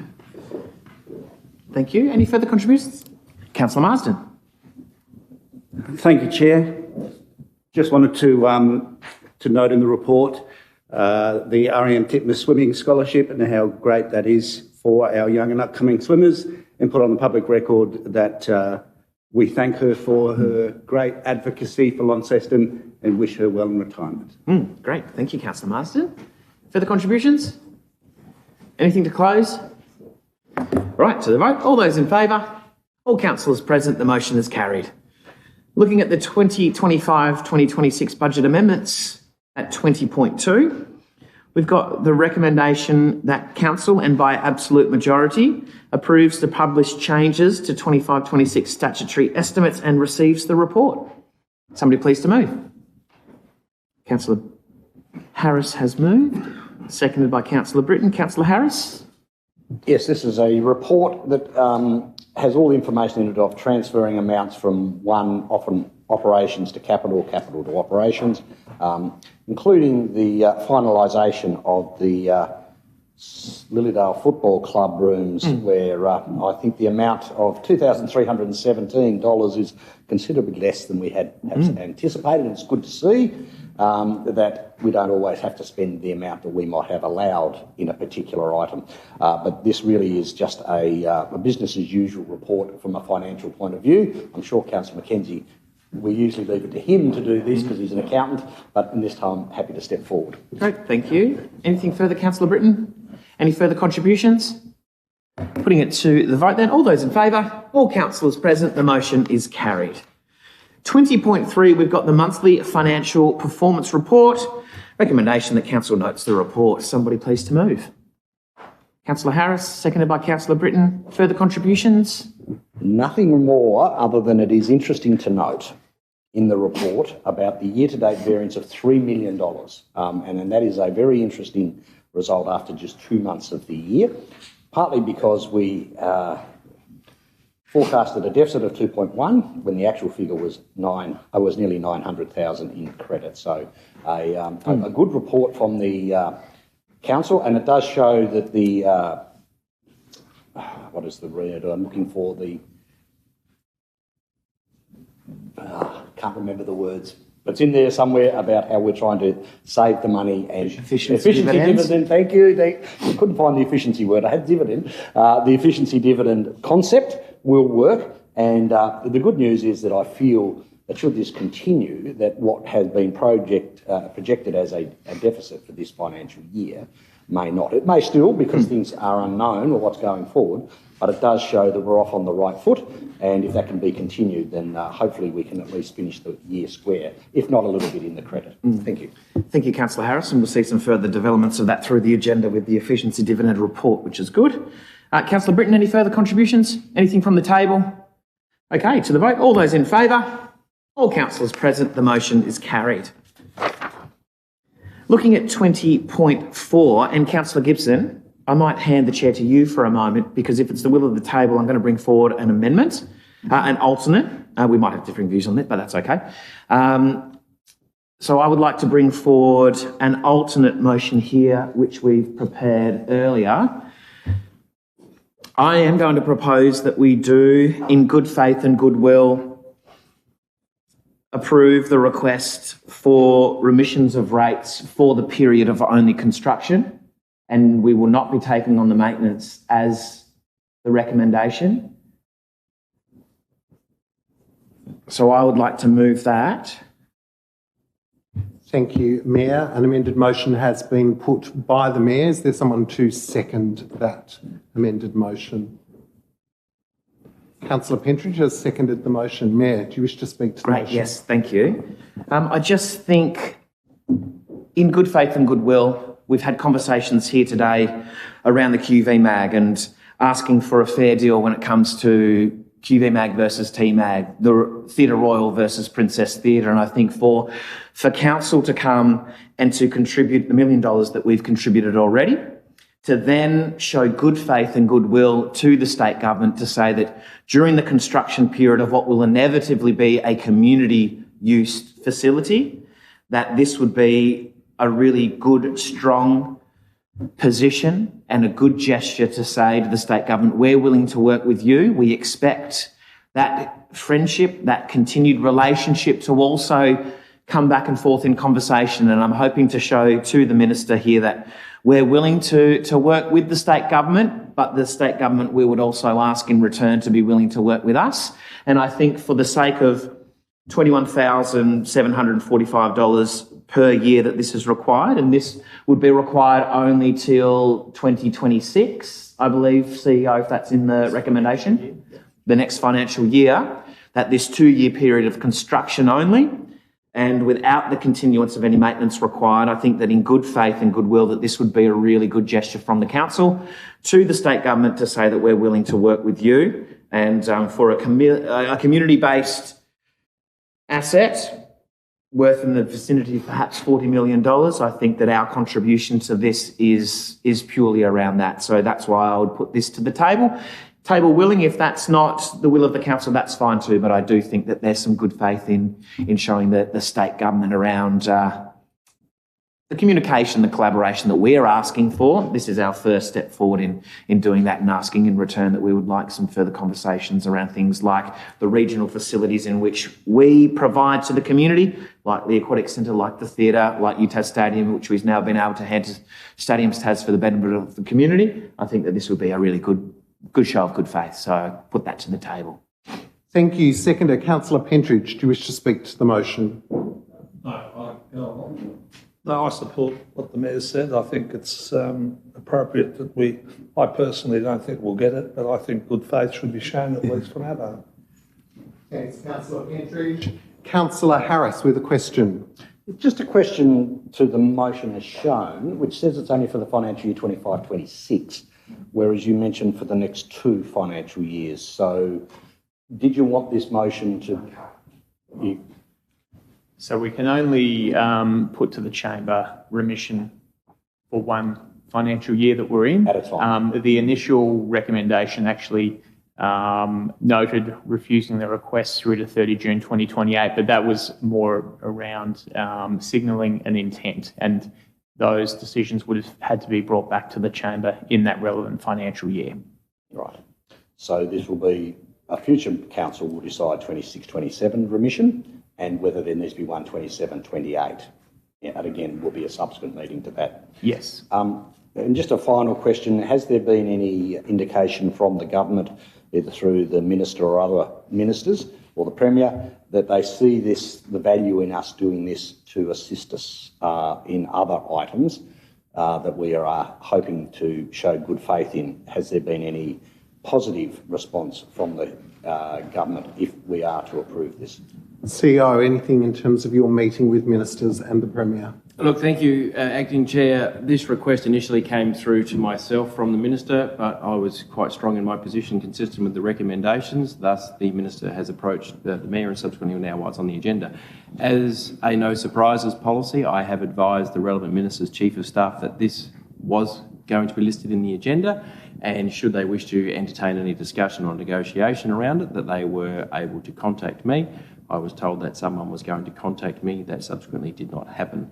So I've not been able to further negotiate or get any will or appetite from the state, unfortunately, but nonetheless we have tried. Thank you, CEO. Councillor Britton, question. Thank you very much. Look, I support this, and I know there are other areas that we want more help from the state government. Is there any way we can build a statement into this motion, along the lines of we're doing this because we would like help in other areas? I don't have the wording right. I'm wondering if you can. Councillor Britton with a rhetorical question, perhaps. CEO, any response to it? Thanks through the Chair. What I would encourage is, whichever way the decision goes, and assuming it goes the way which has been put forward now, then a formal response would need to be sent to the Minister's office, either from the Office of the Mayor or Office of the CEO, and we would anticipate some wording to that effect that the Mayor has already covered off on. Thank you, CEO. Councillor Pentridge with a question. Do we really think that by a gift, support is support? Although I like the idea, I'm asking whether do we think it's a good idea to put conditions on it? If we're going to do it, then let's do it. And show good faith. Let's show our intentions. And if it doesn't come back as we would have liked, then let's put it down to a valuable lesson, and let's not do it again. Thanks, Councillor Pentridge. What I heard the CEO say, and correct me if I'm wrong, is that the intent for the Northern Suburbs Rec Hub is clearly known as a way of transforming the northern suburbs, and the relocation of the PCYC is included in that. That if this council determines that it will remit the rates for another year, then a letter reminding the government of that will be sent, showing good faith from this council with the remission of the rates. Any further contributions around the table? Any questions? Mayor, would you like to close? I just thank the table and the councillors for their contributions. Okay, we'll put the amended motion. All those in favour raise their hand. That is all councillors present. The amended motion is passed. Mayor, back to you. Thank you, Councillor Gibson. Thank you, councillors. Moving forward then through to 20.5, we've got the audit panel meeting of the 26th of September this year. Recommendation being that council receives the report. Somebody please to move. Okay, Councillor Britton, seconded by Councillor Harris. Councillor Britton, anything to the report? Councillor Harris? Anything from the table? To the vote then. All those in favour? Oh, no, sorry. Councillor Gibson. I'd just like to say one thing. At the previous meeting, we did ask for just a little more information, and we really appreciate that has been actioned and included. Thank you. Awesome. Thank you, Councillor Gibson. Okay. All those in favour? Those against? All councillors present, the motion is carried. We welcome the Deputy Mayor. So looking at 20.6, we've got correspondence from the Minister of Local Government here, the discussion papers and the reforms to councillor numbers and allowances. We've got the recommendation being that Council notes the letter received from the Minister of Local Government accompanying the discussion paper on reforms to councillor numbers and allowance. 2, supports the proposed reform outlined in the discussion paper, and it also, at number 3, requests that by the 7th of November this year, that the CEO makes a submission in response to the letter and discussion papers. Somebody please to move. It's been moved by Councillor Gibson, seconded by Councillor Harris. Councillor Gibson, contribution. Thank you. And for full transparency, I should note that I've already provided an individual response, which I have circulated to the CEO, which shows my full support with regard to the reforms that are put forward. And it shows my full support in an impartial way, because I made it very clear in my submission that the increase in remuneration would in no way affect me because I won't be standing at the next election. So thus I'm able to make an informed contribution, notwithstanding, of course, that anyone else can also. What I think this does is shows at least some good faith from all of the work that's been undertaken previously with regard to local government reform. We can't do all of it at once. There are obviously some councils which will be impacted more significantly than others. It's important to note that the City of Launceston previously had self-nominated for a reduction of councillors the last time this kind of reform was considered. That was the will of the table at the time. It wasn't ultimately taken up in the structural reform that was undertaken at the time that some councils were reduced in number, but it was something that we considered. Look, I think that this minister continues the great work of Nick Street in trying to align the demands of the work of local government against the competencies, the requirements of the modern day workplace and the competing interests. And I'm fully in support of this preliminary work. I note that there is still significant work to be done in the reform space, and I look forward to that continuing. This council has previously championed other areas of reform which have not been taken up with responses to council and to the sector, but it's not the will of the government at the time to entertain those changes. So be it. This sets a roadmap for at least showing that they are serious about continuing the work of reform in the local government space, and I support it. Thanks, Councillor Gibson. Councillor Harris is the seconder. Yeah, thanks, Mayor. Just to say that I sat in on a telephone hookup on this particular subject on Monday with yourself and the Deputy Mayor, and there were many councillors around the state, and generally feeling there are concerns with the smaller councils who will get only 5 members and then the ability to maintain a quorum of which would of course be a minimum of 3. And that still troubles me personally, but maybe having councils at 7 and 9 seems perhaps not to be the reform the government's after.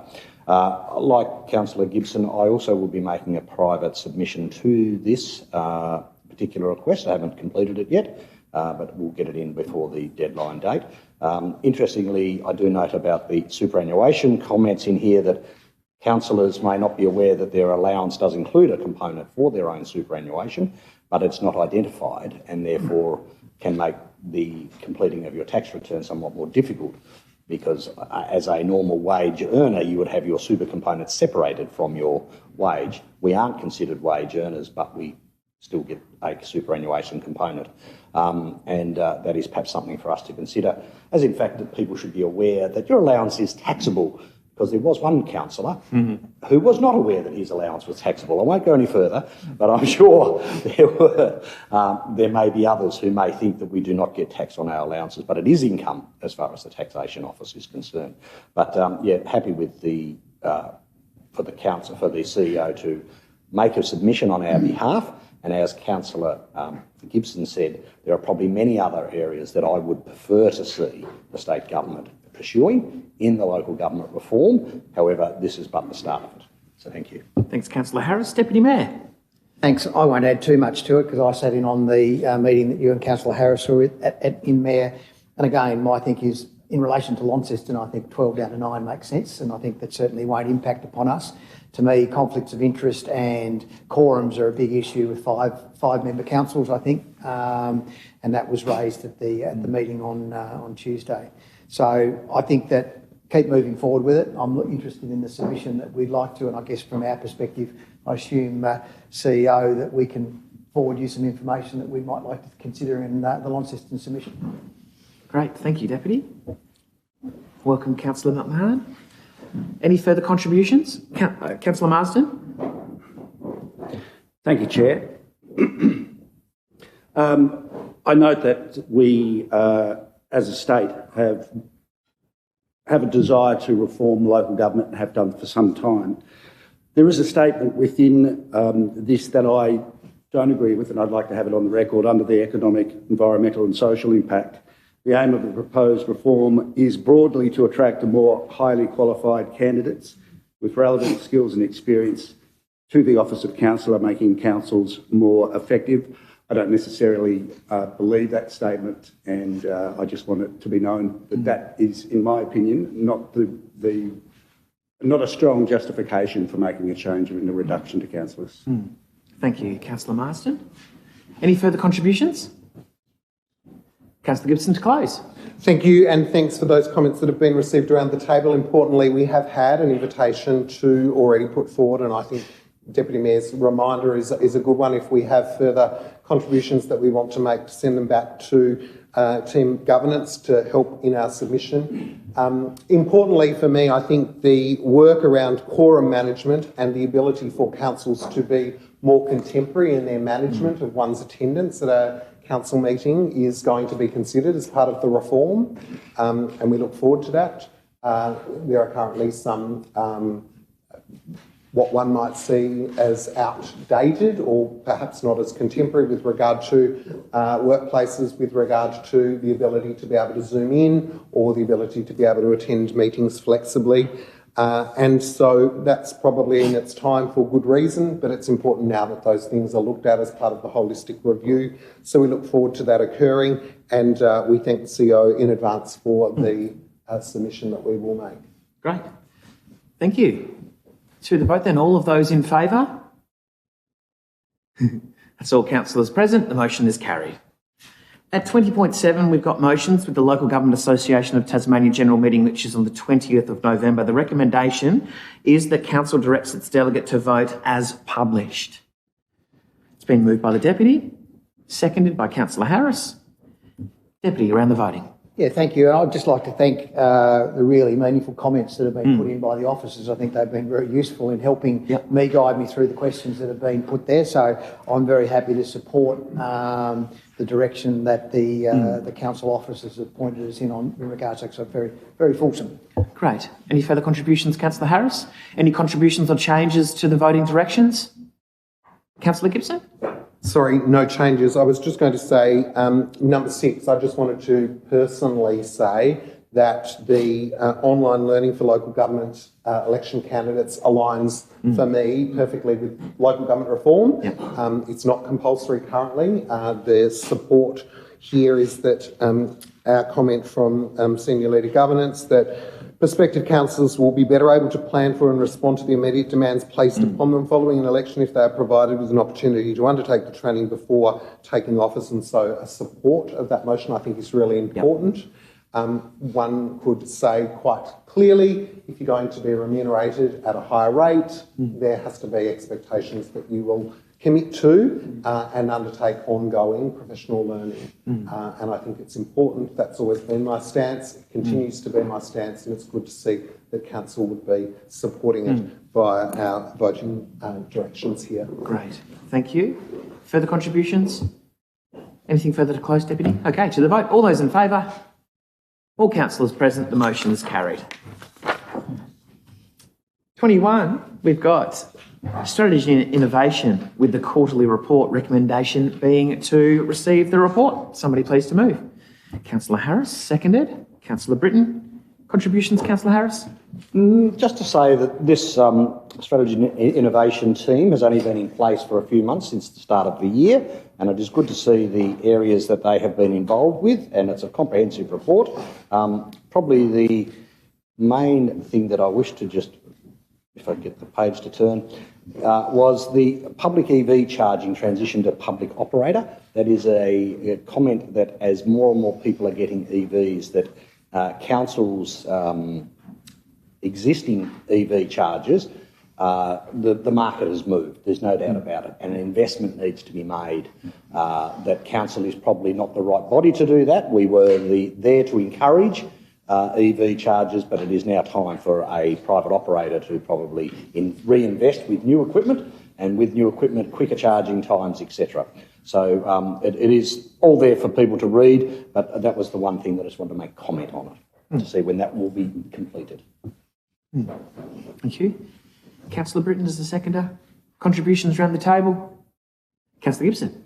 Yep, I think it's important to praise where praise is necessary, and I think in this instance there's some really outstanding work happening in this part of the organisation. Some of these things have kind of been left to wilt and kind of haven't previously found a home across the organisation, and it feels like a lot of the things that we had hoped as an organisation to kind of tie to strategy or to complete or to progress with a strategic lens are coming to fruition. So I'd like to recognise Jane, you and your team and those that have gone before you in this space, because I really feel like the strategic plan has been embraced by the organisation. It feels like in the day-to-day vocab that staff are recognising and understanding the strategic plan, maybe because the pillars are easy to remember, but maybe as well because the work is being aligned to it. I think the next body of work, and you yourself have already articulated this to councillors, is to ensure that all of those organisations and entities that this council is funding, either at a regional or statewide level, continue to be interrogated, and that their alignment with our strategy continues to bear fruit. But I'd like to thank you and the team for the great work. Great, thank you. Any further contributions? Anything to close? Okay, to the vote. All those in favour? All councillors present, the motion is carried. At 21.2, we've got the City of Launceston Annual Plan. It's the Quarter 1 Progress Report, with the recommendation being to receive the report. Somebody please to move. The deputy's moved. Seconded by Councillor Harris. Deputy Mayor. Not really wishing to speak specifically on things other than just to acknowledge the quality of the reporting that's coming out now and the improved way that these our actions are being reported, and how it's quite easy to read. So congratulations to the team and how that's now being presented. Okay, thank you. Anything further, Councillor Harris? Anything further from the table? Okay, to the vote. All those in favour? All councillors present, the motion is carried. 21.3, we've got the NRM North Annual Report for 25. Recommendation being to receive the report. Somebody please to move. Councillor Britton, seconded by Councillor Marsden. Councillor Britton, Councillor Marsden, contributions from the table? To the vote. All those in favour? All councillors present, the motion is carried. 21.4, we've got the efficiency dividends report for Q1. Recommendation being to receive the report. Somebody to move, please. Got the Deputy moving, seconded by Councillor Harris. Deputy Mayor. Thank you. And again, I just got another shout out to the team. I think this is really honing in on what we talked about at budget level.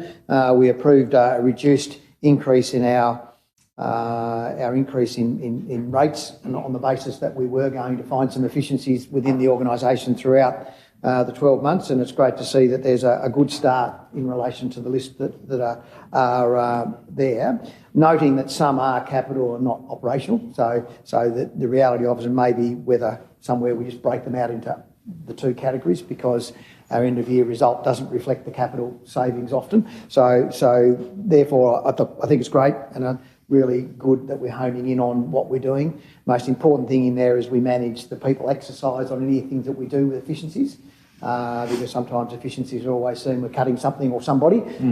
So really the important aspect of this is that we actually ensure we understand the human element of what we're doing as we go through the process. But really good to see. Great, thank you, Deputy Mayor. Councillor Harris, anything further? Just to note that the report does claim the Tiger Bus cessation of the contract and $341,000 saving. That may be the initial saving. However, I would like to think that we are still looking at what alternatives, which may see a debit of less than $341,000 perhaps appear at some future part during this budget cycle or in future cycles. But it is very good to see the things like the walking floor refurbishment, which was a capital saving of $360,000, which is just straight off the bottom line, and that is a great result. Thank you. Thank you. Contributions from the table? Councillor Gibson? Yeah, thank you. I also was one of the councillors who really pushed the need for this to be included when we agreed on our revised rating structure. So really appreciate the 410k in capital savings that are listed and the balance in operational and the additional revenue that's listed there. And think that this is just the beginning, because I do believe that across the organisation there would be other significant additions to this figure if all the little bits and bobs were incorporated into that moving forward. Like Councillor Harris, the cessation of the Tiger Bus, is a saving, but it's also a loss to our community. And we do look forward as part of our Smart City initiatives and as part of our commitment to, improving pedestrian access and reducing cars and traffic in the CBD as part of our strategic focus to looking at opportunities for what that could be into the future. But our first ever efficiency dividend, very simple, clear to understand. Look forward to it continuing in Q2. Thanks. Great, thanks, Councillor Gibson. Further contributions? Anything to close? Putting it to the vote. All those in favour? All councillors present, the motion is carried. 22, we've got the Chief Executive Officer Network. 22.1, we've got the CEO's quarterly report. It's for July to September, with the recommendation being to receive the report. Somebody please to move. Councillor Harris, seconded. Councillor Britton. Councillor Harris, any contribution? Councillor Britton, any further contributions from the table? To the vote, all those in favour? All councillors present, the motion is carried. At 22.2, we've got the status report on council decisions as at the 16th of October, recommendation being to receive the report. Again, somebody please to move. Councillor Britton, seconded. Councillor Marsden. Contributions from the table? To the vote, all those in favour? All councillors present, motion is carried. 22.3, similarly the status report on notices of motion.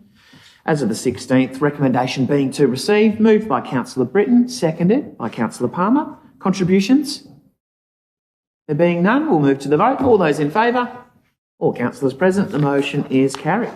We have no late items at 23, so we'll move to closed council at 24. Closed council recommendation is that council moves into closed session to consider the published matters.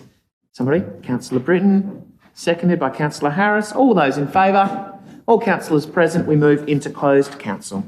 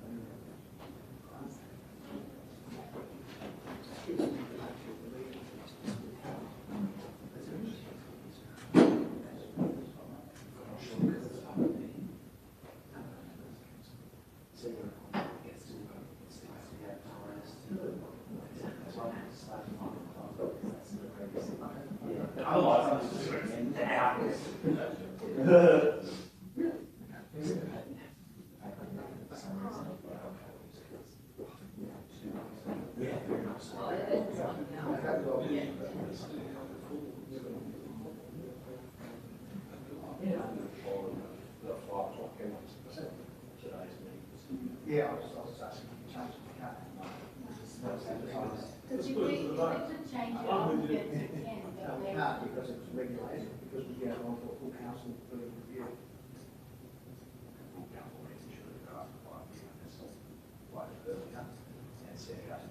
We need to do that. I just assumed it was left there because we didn't have a meeting.